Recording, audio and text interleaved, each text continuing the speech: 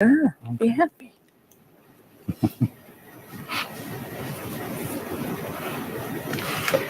Hello, and welcome to our live broadcast from Cytiva's new research and manufacturing site in Switzerland. I'm Colleen Conley, Head of Global Public Relations, and I'm thrilled to welcome you to our broadcast today and to show you our site. During this broadcast, we'll introduce you to the leaders that will help this site realize its potential in advancing and accelerating therapeutics. But before we get started, we have a couple of programming notes for you. We'd love to know where you're joining us from, so please say hello and let us know where you're joining us from in the right-hand side chat bar. Secondly, we want to answer your questions, so please put them in the chat bar as well, and we'll do our best to answer them throughout this broadcast. Now, I will introduce you to our panelists. With us today are Katarina Flyborsch, our Vice President of Cell and Gene Therapy, Mark Woods, our General Manager for Global Supply Chain, Cell Therapy, and Mary Blen, our Vice President of Global Supply Chain. Welcome, everyone. It's great to be here with you in Switzerland today as we open this magnificent site. Mark, I'd like to start with you. Can you give us an idea of what the broad goals are for this site?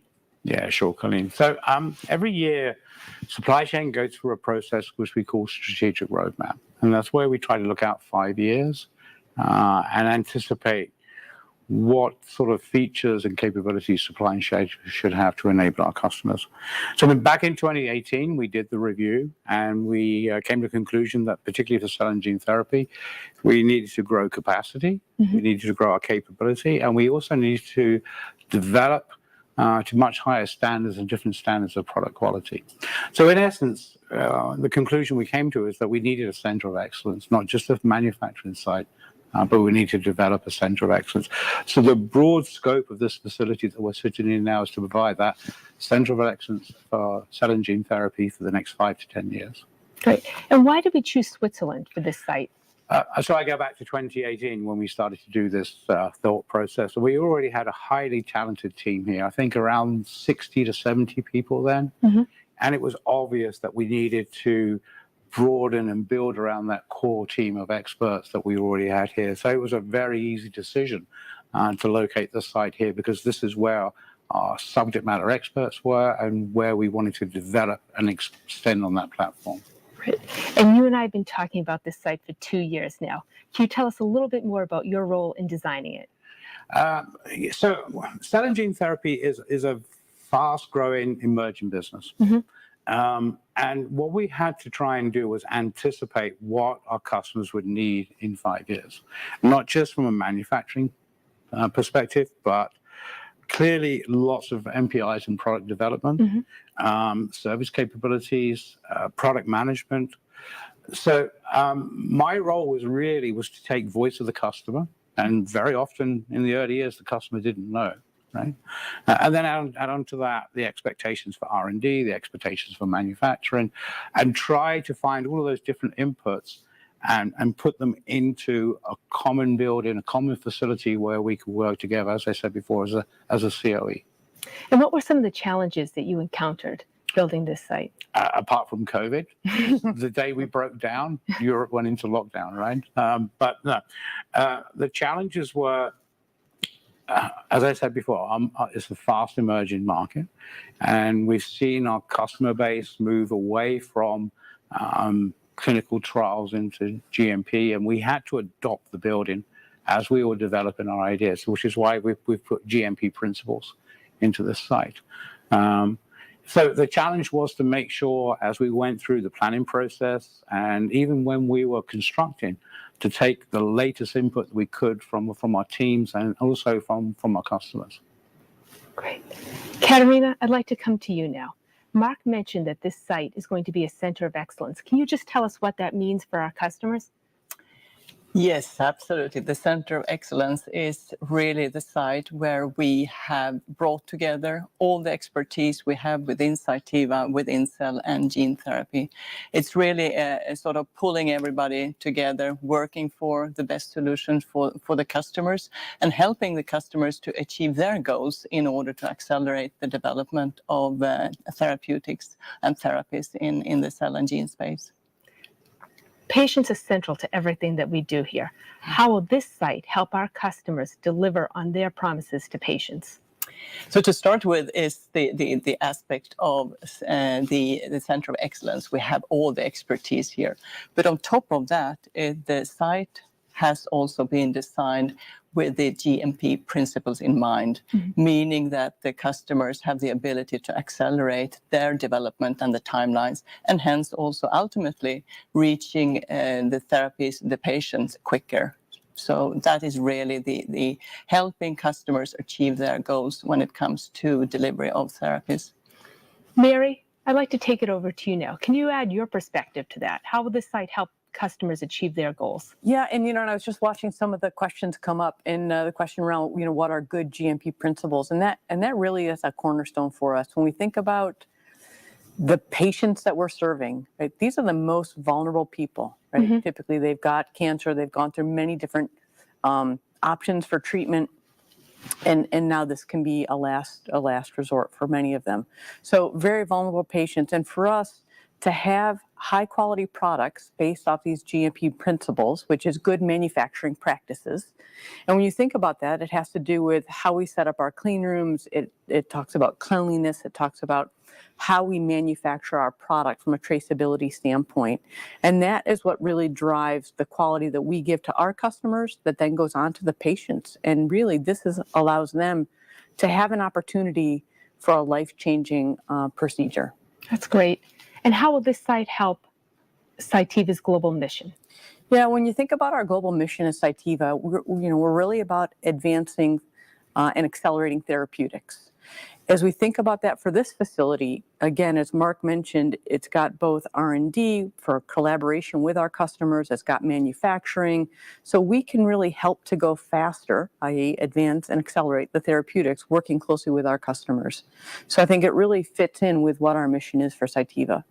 That's great. We've announced a lot of expansion plans over the last year, which I know is very, very important to our business. How does this site fit into our larger capacity expansion plans? Yeah, as Mark mentioned, if you go pre-pandemic, that's when we started talking about this site. And this is really our first greenfield site for Cytiva. Once the pandemic hit, though, we saw the need to really accelerate our capacity expansions, and we've allocated $1.5 billion in that quest to really grow our expansion and grow our capacity across our entire portfolio. So this is the first of several new factories that we'll be launching to really make sure that we do our in-region, for-region play, which means getting our manufacturing plants close to our customers, as well as being able to be in a position to grow with our customers. That's great. Now let's take a look inside the site.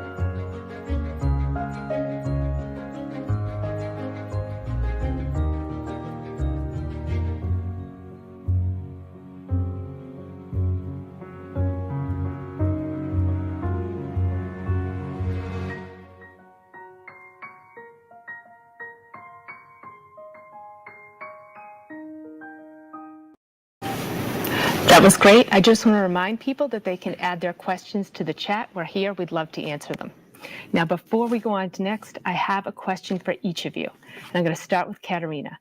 What makes you most proud about this site? Thank you for the question. It's a lot of things making me very, very proud of this site. But I think the thing that makes me proudest, that is, this is really built for collaboration. We have had collaboration in mind in order to drive innovation, in order to drive the development of solutions for the customers. So that's what I'm most proud of. Great. Mark, what makes you proudest? No, I love the whole thing, right? But no, seriously, technically, it works. It works from a research and development perspective. It certainly works from a manufacturing perspective. But the well-being of our associates and the way that we've designed it, as to Katrina's point, this is a collaborative space. We need to have agile minds that are willing to collaborate. And there's as much emphasis being put into making this a really great place to work. I mean, hopefully when people see it, they'll realize that there's as much thought and process has gone into the environment and the well-being of our associates. And Mary, what makes you proudest? Yeah, for me, it's really about sustainability. Here at Cytiva, we have that as one of our missions on how do we become a better corporate citizen. Mm-hmm. And this facility is really a flagship for us. We've got solar panels on the roof that can take care of 25% of our energy, and the other 75% comes from renewable resources. So, we're really always trying to do our best from a sustainability in the environment and giving back. And I think this is just the first start of what we're going to do as we go forward. Great. I'm going to bring it back to you now, Katarina. The cell and gene therapy industry is thriving. Why is it so important to Cytiva and to the healthcare world as a whole? Absolutely. It's really, really important to the healthcare sort of community. Mm-hmm. It's very important to Cytiva, but I would say that it's most important for the patients. Mm-hmm. Because what we see right now is, you could say, a third paradigm. It started with the small molecules and the therapies or the therapeutics. It then went into the biologics. We have seen for the past decades, we have had monoclonal antibodies and proteins and so forth. And now we are into the cell and gene therapy space. So it's what we have seen now, though, in cell and gene therapy is that science works. And science works, however, having said that, the different processes to develop the different therapies are pretty complex. And that's why there is a lot of need now to look into the processes. How can we make them more high productivity? How can we take the cost out of the therapies? And the ultimate goal there is to make sure that more patients can get these therapies, that we can get more approvals, more patients getting them. And ultimately, it should be every patient needed these therapies should get them. That's fantastic. Now, what are the milestones that we should be looking for? How do you see the industry evolving over the next few years? I think the first important milestone that we are seeing, and we already start to see it in real life, that is to get from a third-line treatment onto a second-line treatment. And FDA in the United States already quite recently have then approved one of the cell therapies to be the second-line treatment, and that is Yescarta from Kite Biopharma. So, and that will make a huge difference for patients when you can have it on the second line instead of the third line. So that is the first one. The second one, or the second milestone that is of really huge benefit for patients, that is when we can have cell therapies that works for solid tumors. Right now, for the approved CAR-Ts, which has been the most successful ones, that is for blood cancers. Mm-hmm. But today, when we also can treat solid tumors, that will make a big difference for patients. That's great.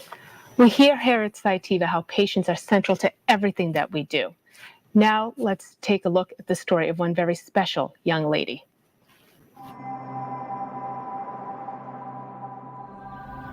I wake up blessed every day to still be Emily's father. My wife, Carrie, who works in research, noticed that Emily had blood on her gums twice when she was brushing her teeth. Something's wrong, and I Googled it. I was like, holy cow. We had Emily admitted at the Hershey Medical Center on a morphine pump, and she had cancer. One of the things I love about life sciences is the impact we have on people. We make a difference, right?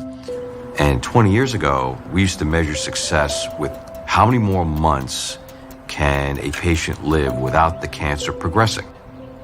Today, we're able to use the word cure. We knew standard treatment chemotherapy, radiation, or surgery wasn't going to fix her. So one of the best moves we did is enter her as the first child in the world to have her T cells trained to recognize and kill her cancer. What is cell therapy? At a very high level, it's empowering the body's own immune system to attack and fight cancer. And we do that by taking the patient's own T cells out of their body and genetically reprogramming it. And when put back into the body, the T cell docks with the cancer cell. It sends its normal signaling to the body's immune system to attack the cancer just like it would any other disease that the body gets. And basically that in a nutshell is cell therapy. Like a politician. That's great. That was a very inspiring story. Now, Katerina, I'm going to turn to you now. How does Emily's story represent the innovation that we're seeing in the industry? The Emily story for me is really a power story. It's a story where you can see the output of these therapies in a very, very tangible way. And what you see here is that what the breakthrough has done for a girl and for the family. And she's alive. And she can live the life as well as any teenager. So I think the story of Emily, I hope that will turn into being also the story of many more. Thousands and eventually millions of other patients which can survive and also then have a life, even a long life further. That's great. We know that there's an Emily out there everywhere. So let's take a look and learn more about Emily's story and the therapies that have helped her achieve such a great outcome. And it was a great day when we finally gave her T cells back, her own T cells that were trained. They checked her bone marrow again, so that's just 23 days after her first dose of T cells, and she had no cancer. They couldn't find any leukemia in her system. She's 9 years cancer-free and coming up on 9 years since she spent a night in the hospital. When we develop a cell therapy product, we change the way medicine is practiced in the hospital, and that's innovation.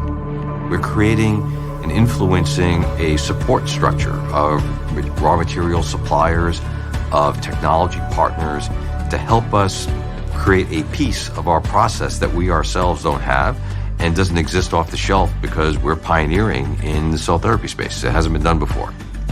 Working with companies like Cytiva are essential for us to be able to advance the forefront of cell therapy. We have seen what cell therapy really can do for patients. What Cytiva is doing is helping the science to be produced in a standardized and industrialized manner. And I think that is, you could say, what we are experts in. We are experts in taking science into industrialization.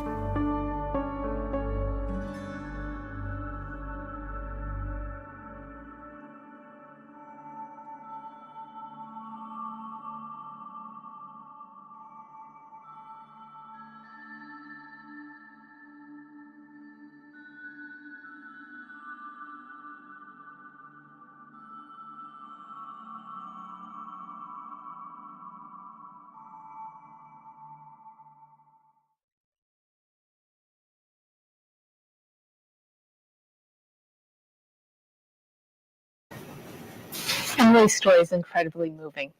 Mark, let's talk to you now. We've a little bit here about the innovation ecosystem here in Switzerland. What makes this such an attractive place for Cytiva to do business, and how will that help us achieve our goals?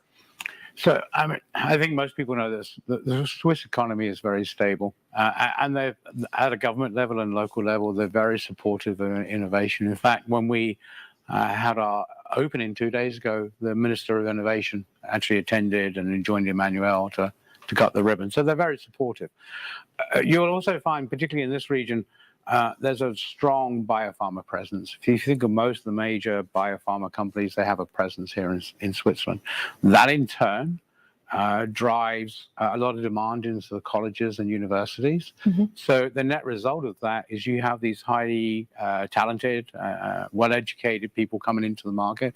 And of course, we're ideally placed to take leverage from that and attract new talent and new people to support our growth. Great. We have a question here. From a supply chain and excellence point of view, how is managing the cell and gene therapy supply chain different from managing the E2E perspective for you? Mark or Mary, would you like to take that? Mark? I'm not sure if I understand the question with regards to E2E, but what I can tell you, you've heard about Emily, but what I can tell you about supply chain, and this is very important for me, as our customers are moving into therapies, and Katarina mentioned about second-line therapies, they measure the time between when they start to manufacture the process, the therapy, and when they put the therapy back into the patient in days, not weeks or months, but days. And we are a major contributor to that supply chain. And it really makes me realize that we have to focus in cell and gene therapy, unlike any other business I've known, but we have to support that very small window of opportunities for that individual patient. So that, for me, is what is different about cell and gene therapy as a supply chain operator. I'm not sure how it relates to E2E, but that's my take on the differentiators. Yeah, and I think you're spot on, Mark. In a lot of parts of our business, our products go into making large quantities of biologics. And, whether it be insulin or whether it be other drugs that help patients. In the cell therapy business, it's a one-for-one. I mean, for every product that we make, there is a patient at the other end. And so it's very critical for us that we ensure our on-time delivery, we ensure our lead times are as fast as possible, and we get it right the first time with high quality, because there's a direct correlation to an individual at the other end of that. That's very important. So we have another question here. What are the challenges you see in the future of cell and gene therapy? Katarina, would you like to answer that one? I think there is a lot of challenges already right now. I think the biggest challenges is now, or maybe they will be bigger even further down, but right now we do have all the challenges from the perspective that we have shared here before with regards to the pretty costly and pretty cumbersome processes. So again, I think this first steps that we need to take and that we are taking is then around making the processes less complex, less costly, and that will drive up the number of patients that can be treated. So that is for the very first step that we need to take on. Then, of course, the current cell therapy is mostly sort of one patient, one dose. And that is back to what both Mary and Mark spoke about. That is quite complex. So if you can develop the cell therapies, which there are sort of work ongoing, where you can have another model which is similar more to the biologics workflow, that could help. But right now, the challenge is to industrialize, to make it more efficient, to get the cost down. Great. We've got a question here about automation. I know that's an important topic. What about automation of your processes? Katarina, would you like to talk about that?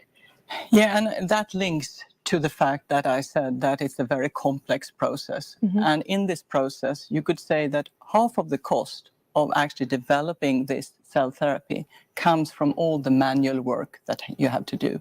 So, of course, if you can automate, if you can make the processes less dependent on manual work, then it's a big gain in, again, taking cost out of the production, making sure that the therapies become affordable. That's great. I've got a question for each of you here. Before we go on, I want to ask each of you, what motivates you to come to work each day? What gets you out of bed? Katarina, I'm going to start with you. Okay, very easy. It's people. It's people both in the context of patients. I think it's fantastic we can sit here in this new building that we're having that will be able to drive innovations for having patients feeling better. And the second thing is also people. And that is all fantastic associates that we're having, as well as all collaborators that we're working on. So people and people. Mark? Same answer, right? So I talked about this core team that was here back in 2017, 2018, that talent pool. We're now nearly close to 250 people, but we still have that same ethos, that same culture. We got a smart new building, but it's the same people. All we've done here is enable them to be the best they can. And it's just great being part of that.